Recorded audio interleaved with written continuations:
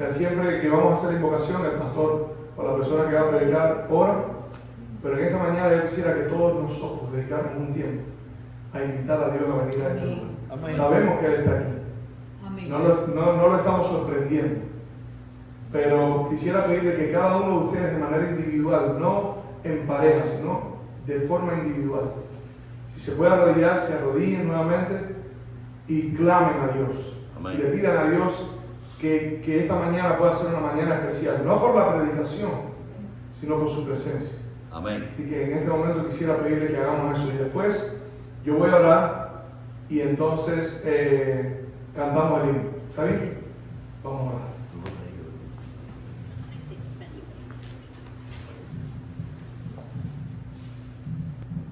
Querido Eterno Padre que estás en el cielo, Señor, en esta mañana queremos agradecerte porque sabemos que tú estás en este lugar. Amén. Hemos venido aquí no para invitarte, sino para recibirte, porque sabemos que tú estás donde estén 2 o 3 congregados en tu nombre.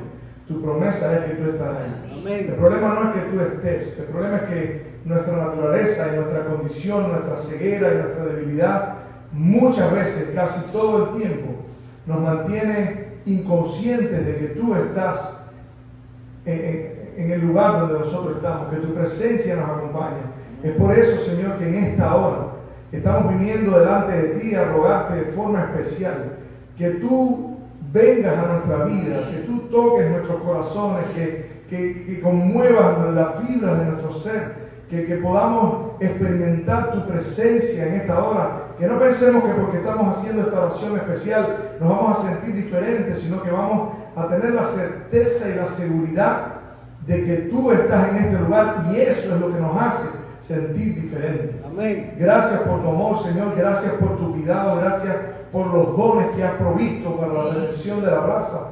Gracias por crear un plan de redención especialmente diseñado para nuestra necesidad y por eso es que estamos aquí. Amén. Reconociendo nuestra miseria, nuestra ceguera, nuestro pecado delante de ti, porque nuestro pecado está delante de ti todo el tiempo, pero también tu gracia y tu misericordia. La dádiva de Dios es vida eterna en Cristo Jesús, pero estamos en este mundo todavía, donde hay tanta tristeza, hay tanto dolor, hay tanto sufrimiento, hay tantas distracciones que muchas veces el dolor, el sufrimiento, las distracciones, los placeres, las esperanzas, los anhelos, los planes que no están en tu voluntad, nos distraen y no nos dejan, no solamente en la iglesia, sino fuera, no nos dejan vivir en tu presencia cada día.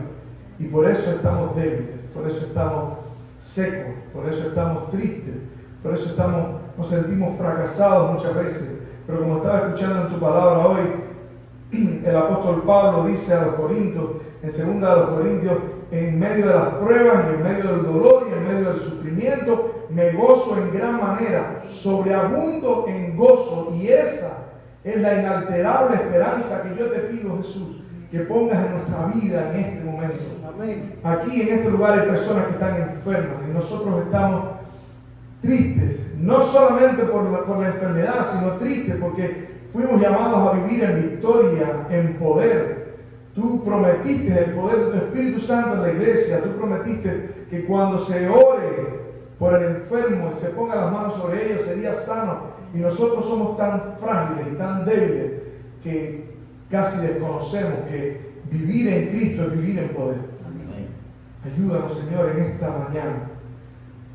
Ayúdanos a mantenernos conscientes durante todo el culto de que podemos vivir no solamente aquí en esta mañana, sino durante toda nuestra vida en tu presencia. Y míranos, aquí estamos delante de ti, como te dije, reconociendo lo que somos. Pero lo que somos, es nuestro mayor argumento para venir delante de ti. Amén. Porque estamos necesitados. Porque tú viniste a morir por lo que se había perdido. Amén. Tú viniste a buscar lo que se perdió. Y ahí estoy yo, Señor. Amén. Tú sabes cuánto te necesitamos. Amén.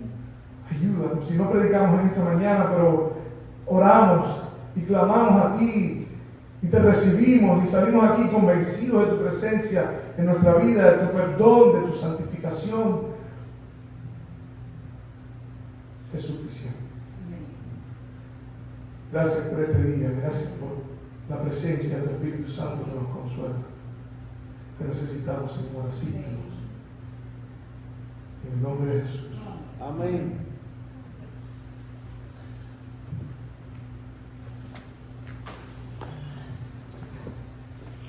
Si puedes ponerle.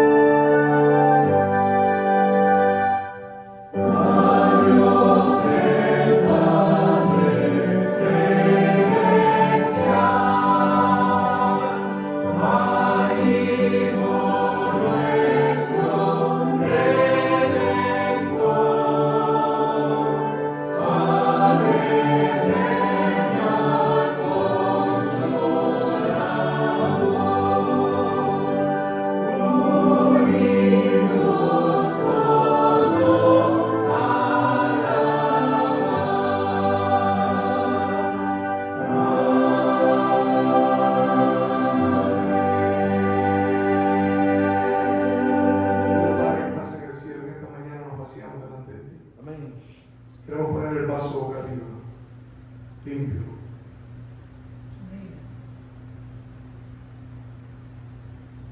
Para que descienda la lluvia del Espíritu Santo. Amén. Necesitamos. Amén. En el nombre de Jesús. Amén. Quiero invitarles a buscar en el libro del profeta Isaías, el capítulo 54, el versículo 17.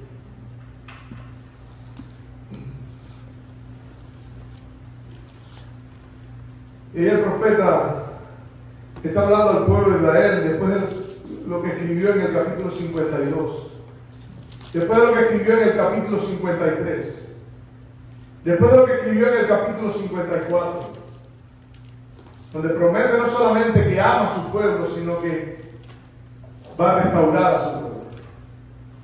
El capítulo 52, el versículo 13 dice: He aquí que mi siervo será prosperado, será engrandecido y exaltado, y será puesto muy en alto.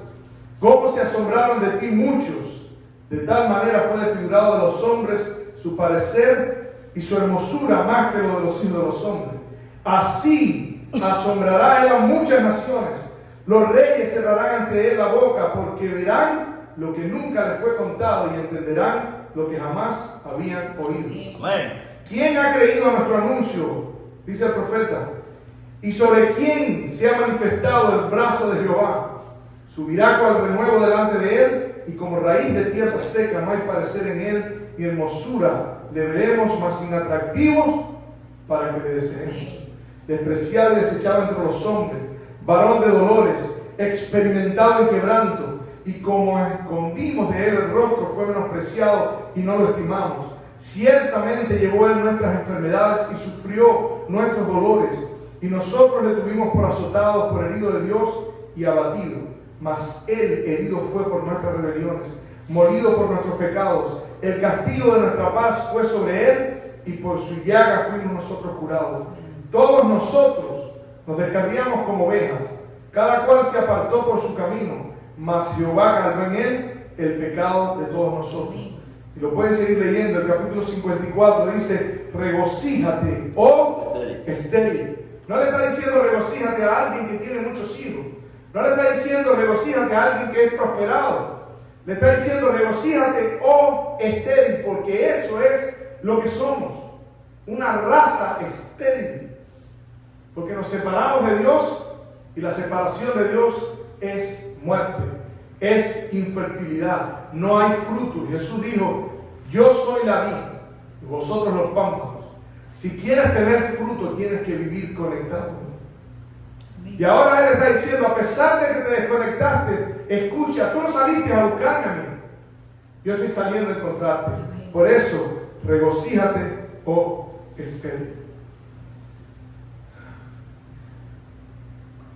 La que no daba a luz, levanta canción y da voces de júbilo. La que nunca estuvo de parto,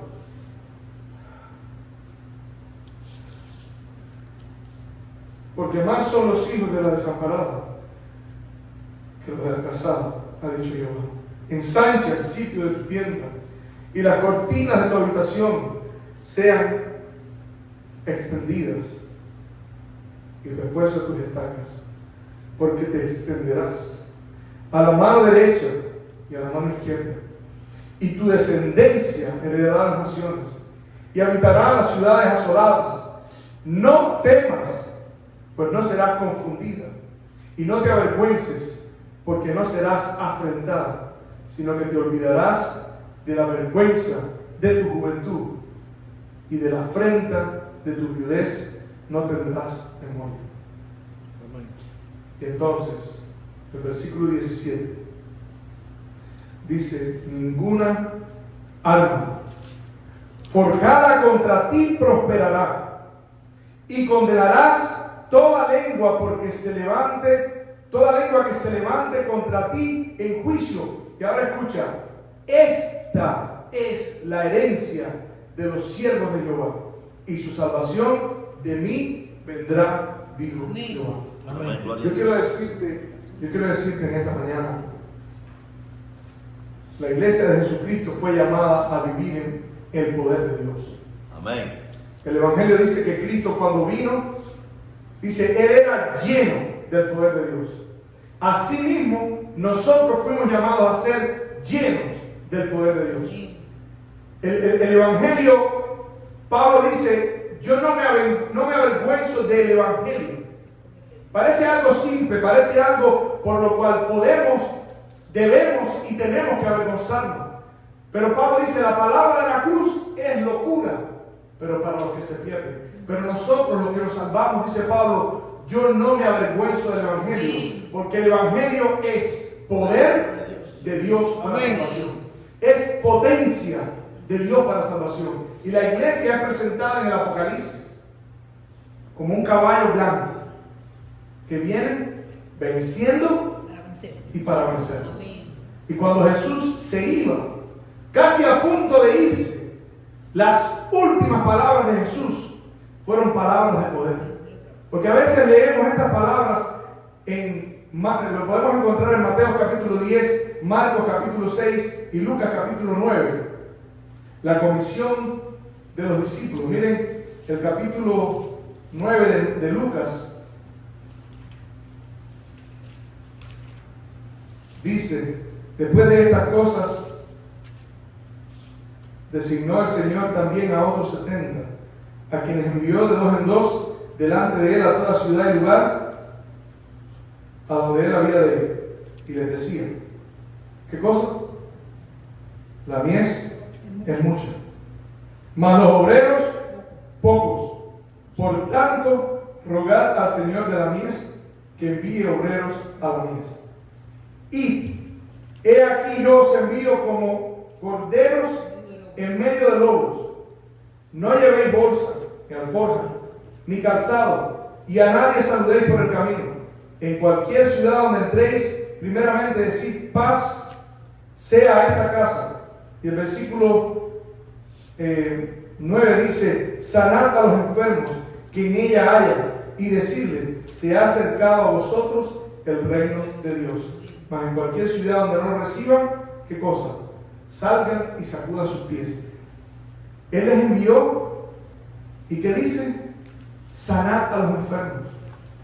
No te preocupes de lo que vas a comer, porque el obrero dice es digno de su salario, y Dios iba a proveerles. A través de esa misión, Jesús no solamente tenía el plan de llevarles el mensaje a los israelitas, también quería que ellos entendieran lo que significaba depender de Dios sin nada. ¿Sabes por qué? Porque somos una raza que no tiene nada, y a veces nos creemos que tenemos. Entonces tiene que llegar el punto en nuestra vida en que entendamos que nuestra dependencia no es de los recursos que tenemos. Nuestra dependencia no es de nuestra sabiduría. Nuestro poder no es nuestra economía. Nuestro poder viene de Dios. Amén. Nuestros recursos vienen de Dios. Amén. Y debemos aprender a confiar en Dios de esa forma. Debemos aprender a creer en Dios. No solamente el sábado cuando venimos aquí. Tenemos que aprender a creer en Dios cada día de nuestra vida. Y otra cosa que tenemos que entender es que el poder de Dios no nos es dado para hacer lo que queramos con Él. El poder de Dios nos es dado cuando nos entregamos a Dios sin reserva. Y eso incluye no las cosas que están afuera, eso incluye lo que está pasando dentro de nosotros. Y hoy vamos a hablar de eso. Y por eso es que ahora Él está diciendo: yo les voy a dar poder, pero para que vayan a predicar el Evangelio. Entonces, ¿para qué queremos poder si no predicamos el Evangelio? Dice en Mateo: a estos 12 envió Jesús y les dio instrucciones diciendo: por camino de gentiles no vayáis, en ciudad de samaritanos no entréis, sino id antes a las ovejas perdidas de la casa de Israel, e yendo a predicar diciendo: el reino de los cielos se ha acercado. Sanad enfermos, limpiad leprosos, resucitad muertos, echad fuera demonios, de gracia recibisteis, dad gracias. Quiere decir, aún antes del descenso del Espíritu Santo, Dios abrió un tiempo especial para que su iglesia fuese capacitada con poder. Ellos no tuvieron que esperar a que descendiera la lluvia tardía. Porque a veces pensamos que el poder de Dios está limitado a la lluvia tardía. Y a veces pensamos que nosotros no tenemos el poder de Dios porque aún no ha llegado la lluvia tardía. Y de esa forma nos escondemos y huimos de nuestra responsabilidad de tener hoy la lluvia tardía. Los envió de dos en dos y les dio autoridad sobre los espíritus inmundos y les mandó que no llevasen nada.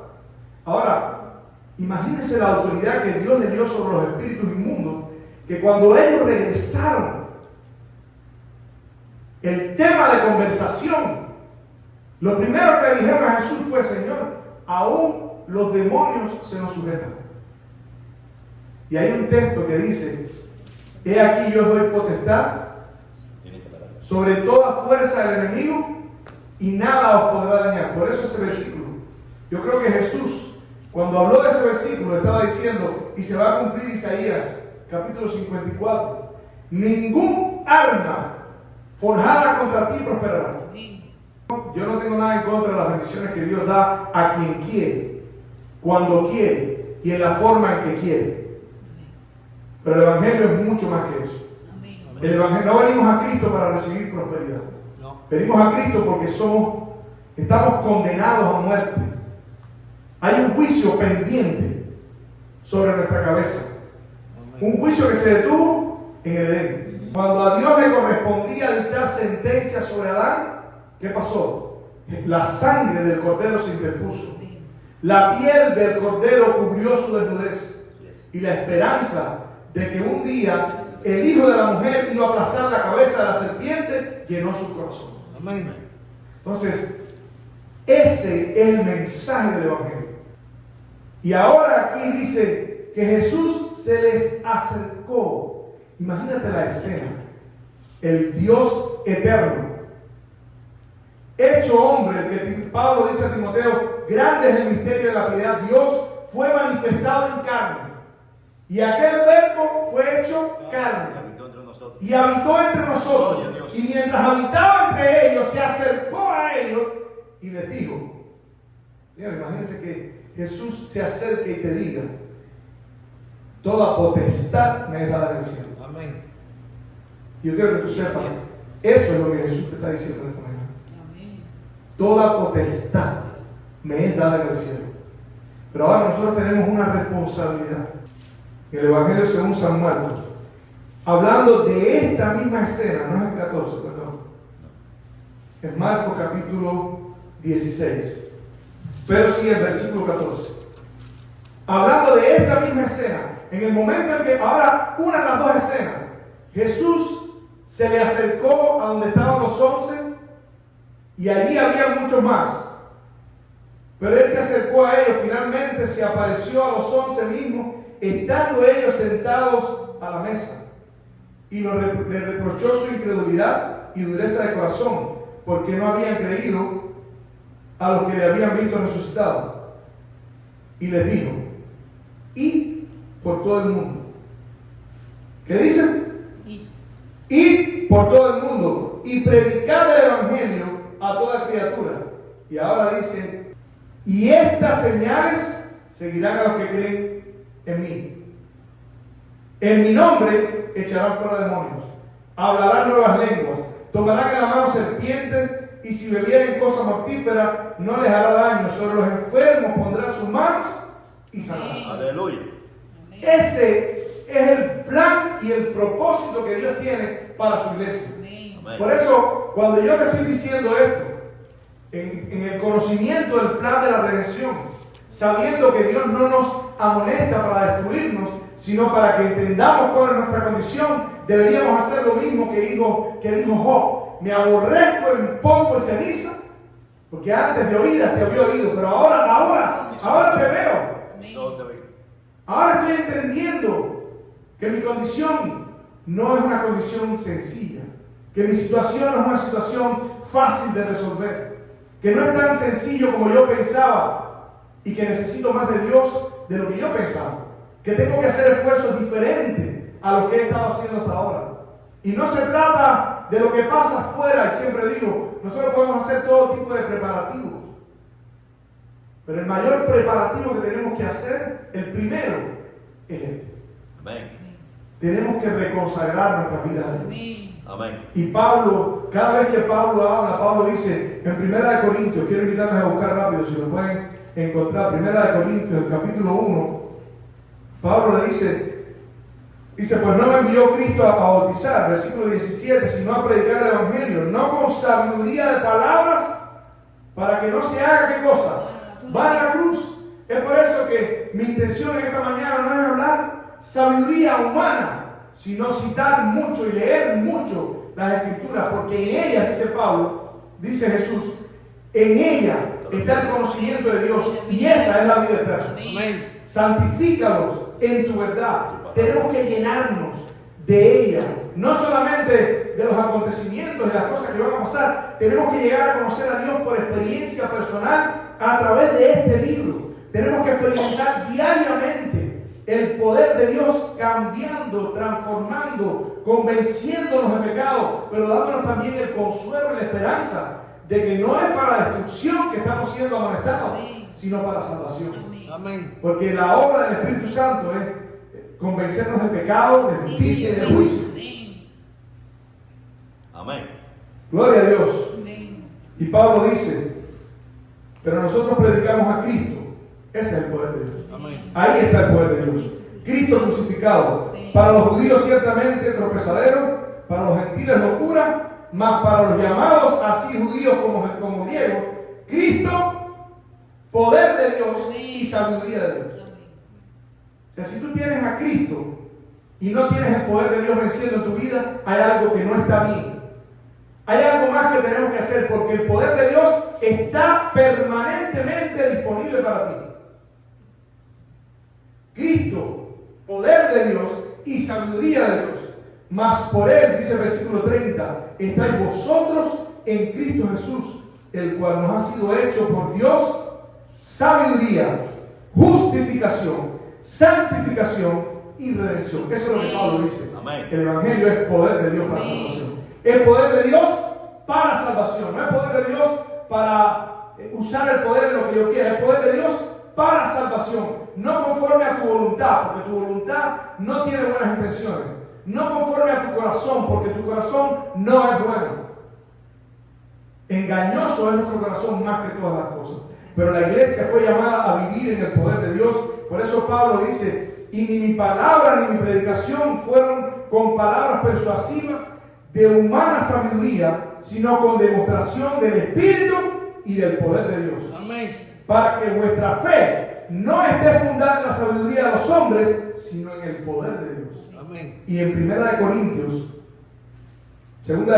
capítulo 10, Pablo dice unas palabras que a mí me impresionan. Pablo dice, pues aunque andamos en la carne, no militamos según la carne.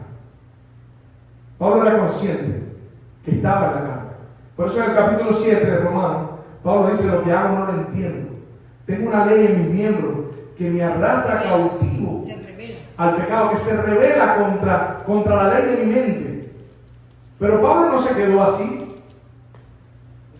Pablo no se quedó víctima del pecado. Pablo no se quedó esclavo del pecado, porque en el capítulo 7 de Romanos dice, y capítulo 7, versículo 22, y ahora que habéis sido libertados del pecado, pero no se queda ahí, y hechos siervos de la justicia. Para ser libre del pecado tiene que ser siervo de la justicia. ¿Sabes por qué? Porque Dios te creó libre. Amén. Dios te creó libre, Dios no te dio libertad, te creó libre a un nivel que tú no eres capaz de controlar. Tú no puedes controlar tu libertad. A veces pensamos, yo soy libre, hago lo que quieras. No, tú no puedes controlar tu libertad. Porque cuando tú eras un niño ya eras libre. Y ahí, inconscientemente, en libertad estabas escogiendo. Lo que Dios quiere decir cuando yo te estoy diciendo que Dios te creó libre, es que Dios hizo un ente libre, capaz de autoformarse o autodeformarse. Por eso es que es todo este problema. Y no estoy diciendo que lo que Dios hizo como una bendición sea un problema. Lo que estoy diciendo es que toda esta historia de la redención es a causa de esa libertad. Porque Dios, aunque puede, no viola el principio que Él mismo estableció en nuestro ser. Si Él, mire, yo estaba pensando, si Dios interviniera y rompiera nuestra libertad, nos quebrantaría, nos destruiría, porque es nuestra esencia. Nosotros no somos nuestras manos y nuestros pies, nosotros somos nuestro cerebro, lo que tenemos en nuestra cabeza, y nuestra cabeza funciona en libertad. Por eso Pablo dice, yo estoy en la carne, pero el problema que nosotros tenemos es que aunque somos libres, tenemos una naturaleza pecaminosa dentro de nosotros, que nos arrastra cautivos al pecado. Miren qué cosa interesante. Eso quiere decir que una persona que es libre con naturaleza pecaminosa es doblemente esclavo. Por eso Pablo dice, cuando eran en otro tiempo, que ustedes andaban en estas cosas, cuando no eran siervos de la justicia, y ustedes eran libres, pero de la justicia. Eran libres, pero de la justicia. ¿Cómo se puede ser libre de la justicia? Cada persona que dice yo soy libre, hago lo que quiera, es un esclavo del diablo. Y por eso es libre de la justicia, porque la justicia no tiene poder sobre él. Ahora, te estoy presentando esto, es un contraste entre la forma en la que Dios nos llamó a vivir en poder, pero sin embargo tenemos una naturaleza pecaminosa, y por eso somos muy fáciles de distraer. Por eso necesitamos depender de Dios a cada instante. Amén. El pueblo de Israel era un pueblo que vivía en poder. Cuando salieron de Egipto, era un pueblo poderoso, con mano fuerte y brazos tendidos. Pero sin embargo, ¿qué pasó? Vino alguien y llamó a Naamán, a Balán, y le dijo, maldíceme a este pueblo. ¿Pudo maldecirlo? No. No, porque ningún arma forzada contra ti prosperará. Dios le había dicho al pueblo de Israel, todo lo que pise la planta de tu pie será tuyo. Todo lo que pise la planta de tu pie, te lo voy a dar. A ti y a tu descendencia, dice, voy a dar todo esto. Pero se dejaron distraer. El poder del diablo no pudo maldecirlo, pero se apartaron de Dios por una distracción, no importa cuál sea, porque a veces pensamos, bueno, pero ellos fornicaron y otros mantienen el egoísmo, el orgullo en su corazón, la envidia, la soberbia. Somos fáciles de distraer, muy fáciles de distraer, engañosos del corazón, más que todas las cosas. Y lo otro que Santiago dijo, es Salmos capítulo 1.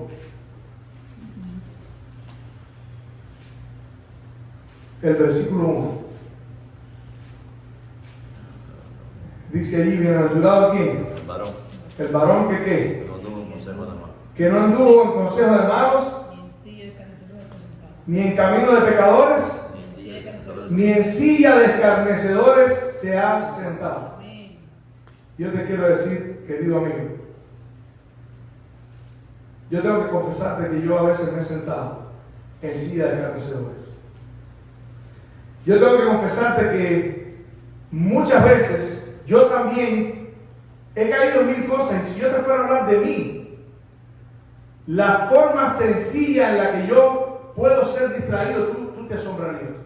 Yo estoy tratando cada día de mi vida de buscar a Dios. Cada día de mi vida, mientras trabajo, mantener a Dios delante de mí. Como dice David, Él está a mi diestra, por tanto no seré qué cosa. La única forma en que tú puedes mantenerte sin ser conmovido es cuando tú mantienes a Dios a tu diestra. Es cuando tú reconoces y aceptas y permites a Dios en tu diestra. Porque Él está en todas partes, no en tu diestra. Pero lo que quiere decir David, dice, Él es quien fortalece mi diestra. Quiere decir, Él es la fuente de mi poder. Sin embargo, estoy orando y de pronto viene alguien y me pita en la calle y cuando me doy cuenta, ya pasó, ya me molesté. El otro día iba caminando, iba orando, empecé a caminar por las noches y voy caminando y de pronto una muchacha le dice, yo estaba en pensamientos profundos. Yo te puedo decir que en mi mente yo estaba contrito en mi corazón. Yo estaba reflexionando en tantas cosas de esto que estamos hablando, que es el ambiente que Elena White llama el ambiente del cielo. Amén. El mundo del invisible, el telón que nosotros no podemos ver. Así estaba caminando la atmósfera del cielo. Y de pronto una muchacha le dice a un muchacho, oye, ¿por qué hiciste esto? ¿Serás pinareño?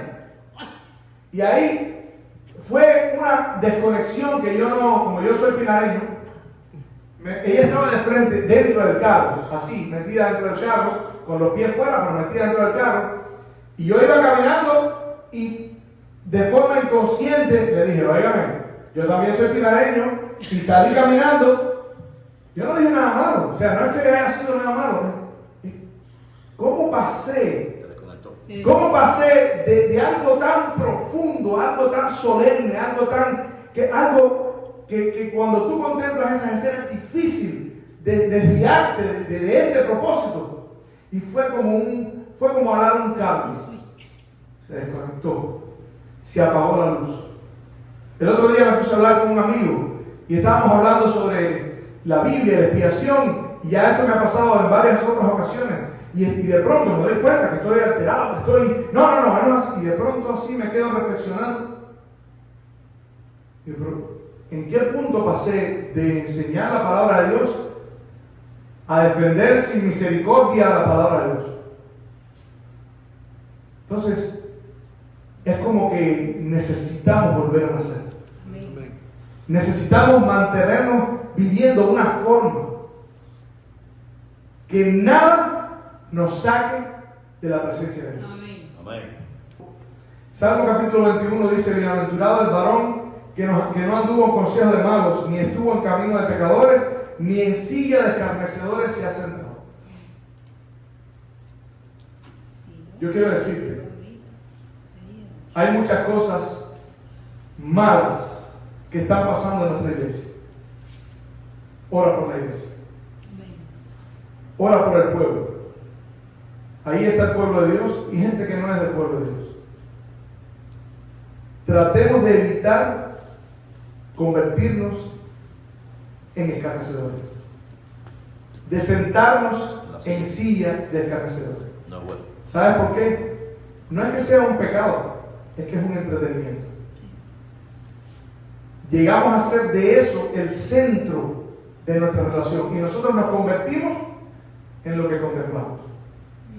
No le permitas a nada que te distraiga. Nada.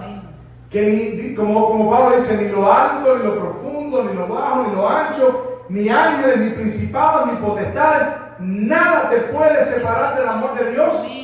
Y para eso tenemos que a veces entender que nosotros mismos tenemos una situación que es tan grave que si tú entendieras cuál es tu situación, no tendrías tiempo de saber qué es lo que está haciendo el mundo. No tendrías tiempo. Sí, pero los hermanos están predicando. Familia, no te asombres. Y ahí mi hermano estaba hablando sobre el asunto de esta cuestión nueva que hay sobre el Espíritu Santo y todo lo demás. No es cualquier cosa. Cada una de estas enseñanzas viene con una fuerza que va a ser por la iglesia como si fuese un fósforo encendido en un bosque seco. Arrasan. Pero la Biblia decía eso. Por cuanto no recibieron el amor de la verdad en sus corazones, la Biblia dice, Dios les envía un poder engañoso. Y yo entiendo que a veces les envía, es traducido también como Dios permite, Dios les remueve su protección. El asunto es que cuando tú rechazas y rechazas y rechazas ese mensaje, llega un momento que te conviertes a otro mensaje. Pablo dice, si viniese alguien con otro Cristo que el que os hemos predicado, hombres de fe, el Espíritu Santo, el Espíritu de profecía dice, grandes estrellas caerán. Hombres que un día se gozaron de la verdad, serán utilizados para desviar a muchos. Entonces no te asombres, no te dejes entretener por eso tampoco. ¿Qué está pasando? Sí, absolutamente. Pero no dediques a eso, a contemplar eso, ni un centímetro de tu cerebro, ni un milímetro de tu cerebro. ¿Sabes por qué? Porque la Biblia dice que los que se salvan son los que perseveran. Amén. No los que a causa de la maldad pierden el amor. Esa es una amonestación directa por haberse multiplicado la maldad. ¿Dónde? En la iglesia. El amor de los que se salvan o de los que estaban predestinados para la salvación se enfriará. Mas el que persevere hasta el fin, este será salvo. Por eso, en Mateo capítulo 24, Jesús dice, cuando los apóstoles le preguntan, en el versículo 1 dice, pues Señor, ¿cuándo serán estas cosas?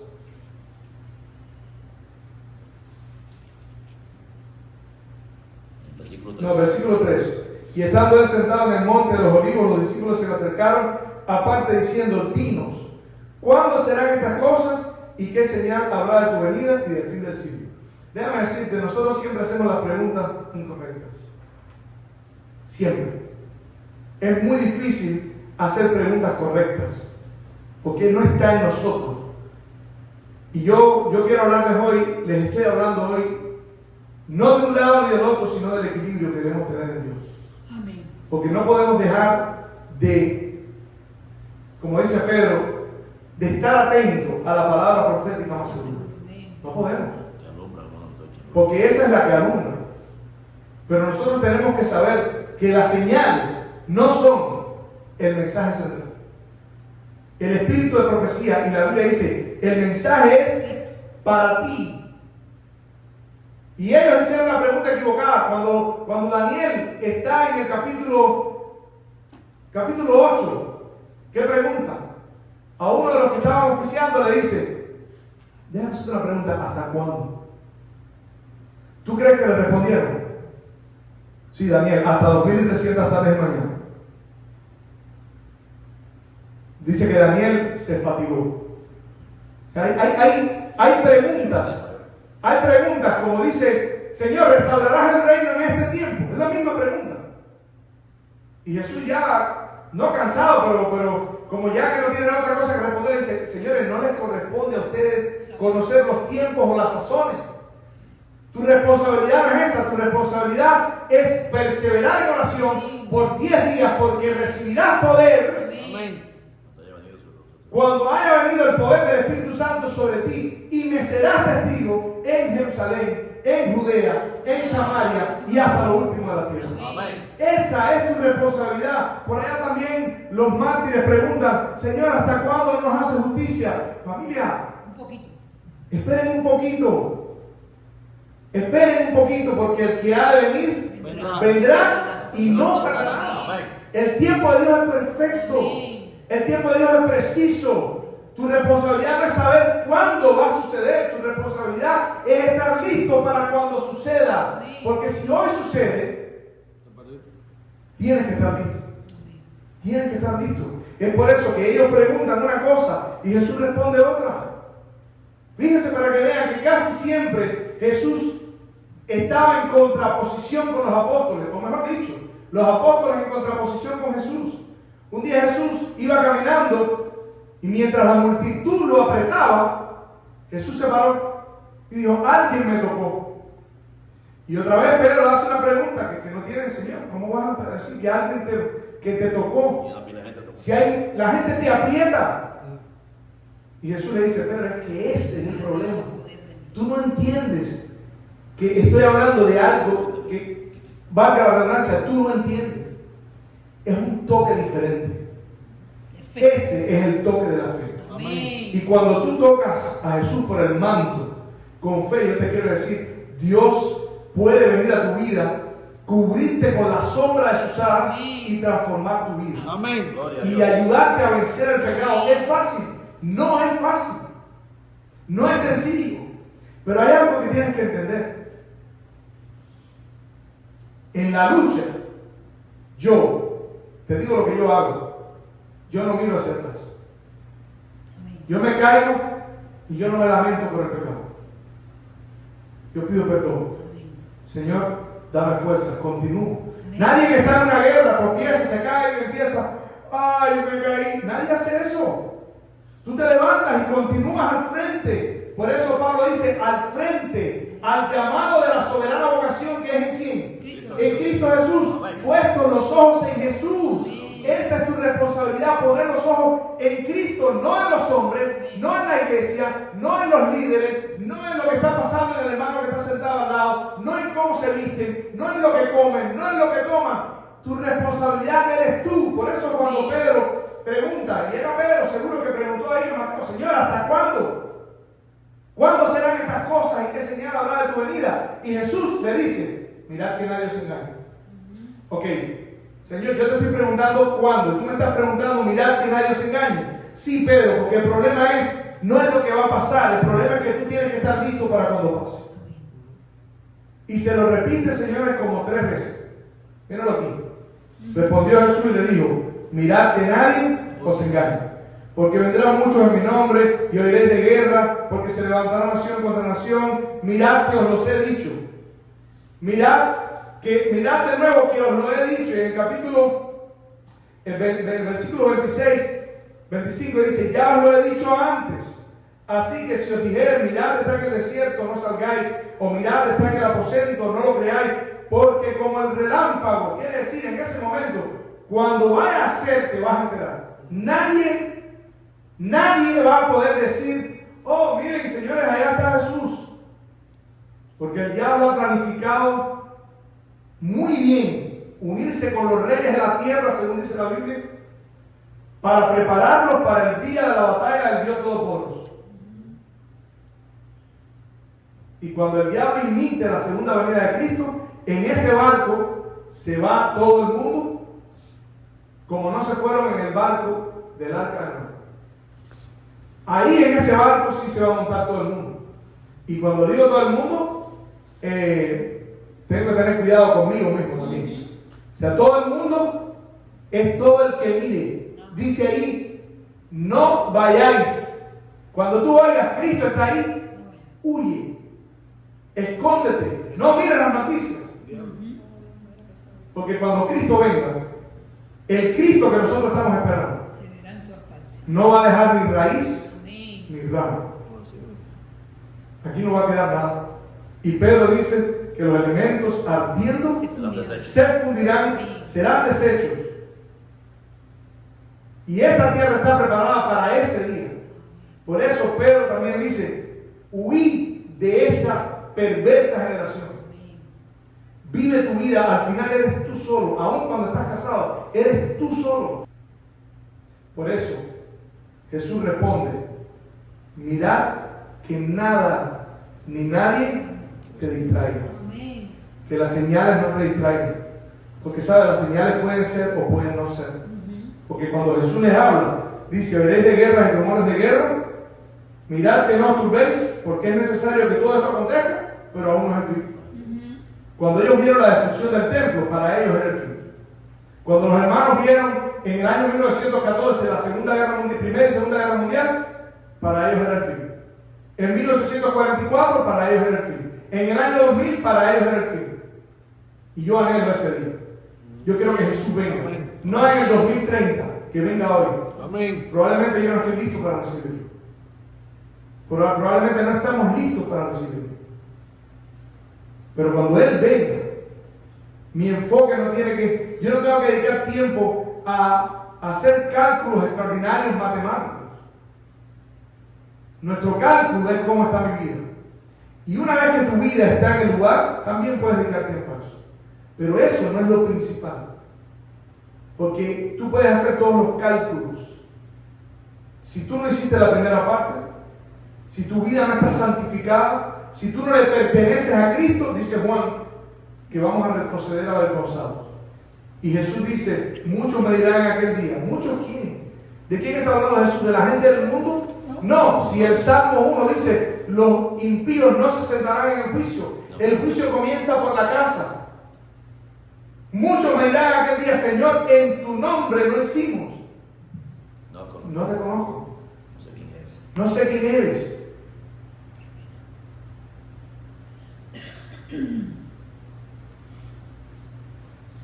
Para terminar, quiero tomarles un poquito más de su tiempo y leer algunas citas también del Espíritu de Profecía. Amén. Dice Elena White, el Espíritu Santo busca morar en cada alma. Amén. Si se le da la bienvenida como un huésped honrado, los que reciben serán hechos completos en Cristo. Amén. La buena obra que ha sido comenzada será terminada. Miren ahora nuestra responsabilidad cuál es. Esta es nuestra meta. No por nuestras fuerzas, sino a través del ayuno, a través de la oración, a través de la búsqueda. ¿Saben? Jesús dice, hablando del juez injusto, dice, escuchen lo que dice el juez injusto. ¿Y acaso Dios no le hará justicia? ¿A quién dice? A sus escogidos. Pero en Mateo capítulo 24 dice que si fuera posible, aún los escogidos serán engañados. Pero la Biblia dice que por causa de los escogidos, aquellos tiempos serán acortados. Quiere decir, algunos dicen, Él está diciendo que se van a perder algunos escogidos. No, los escogidos no se pierden. ¿Sabes por qué no se pierden? Porque Dios les va a hacer justicia. Porque ellos claman día y noche. Amén. Eso es lo que nosotros tenemos que hacer. Y a través de esa es nuestra única meta. Nosotros no tenemos otra meta. Y a través de eso podemos tener pensamientos santos. Podemos tener afectos celestiales. Y acciones semejantes a las de Cristo reemplazarán a los pensamientos impuros, los sentimientos perversos y los actos rebeldes. ¿Dónde está el poder? Ahí es donde debe vivir la iglesia. Dice, este es el futuro de los hijos de Sion. En una parte que se llama, un subtítulo que dice, debemos humillar nuestros corazones en verdadero arrepentimiento, dice, la mayor y más urgente de todas nuestras necesidades es la de un reavivamiento de la verdadera piedad en nuestro medio. Procurarlo debiera ser nuestra primera obra. Dios no aceptará nada menos que una entrega sin reservas. Así es. Amén. Amén. Y para reflexionar te pregunto, ¿cómo es tu entrega? En el último tiempo de esta tierra, justo antes de la venida de Jesús, mientras contemplamos los acontecimientos que por 25 o 30 años sabíamos que iban a suceder, nosotros que llevamos 25, 27, 30 años en la iglesia y otros que llevan más, pero estaban escritos de mucho antes. Pero hace 30 años no nos imaginamos que lo que nosotros sabíamos realmente fuera a suceder en nuestras narices. En este tiempo, Dios no aceptará nada menos que una entrega sin reservas. Los cristianos indiferentes y pecaminosos nunca podrán entrar al cielo. No encontrarían felicidad en Él, porque no saben nada de los principios elevados y santos que gobiernan a los miembros de la familia real. El verdadero cristiano mantiene abiertas hacia el cielo las ventanas del alma. Vive en compañerismo con Cristo, su voluntad se conforma a la de Cristo, su mayor deseo es llegar a ser más y más semejante a Él. Amén. Y esta cita es estremecedora. Elena White dice, no hay nada que Satanás tema tanto como que el pueblo de Dios despeje el camino, quitando todo impedimento. Yes. De modo que el Señor pueda derramar su espíritu sobre una iglesia decaída y una congregación impenitente. ¿Se dan cuenta por qué viene el entretenimiento? Porque no hay nada que el diablo tema más que una iglesia que despeje el camino. Yo te quiero invitar en esta tarde, a despejar el camino. Amén. Despeje el camino. Gime y clama, Amén. porque los que gimen y claman son los que despejan el camino. Busca de Dios. Para el teléfono, y lo estoy diciendo por mí. Para los entretenimientos.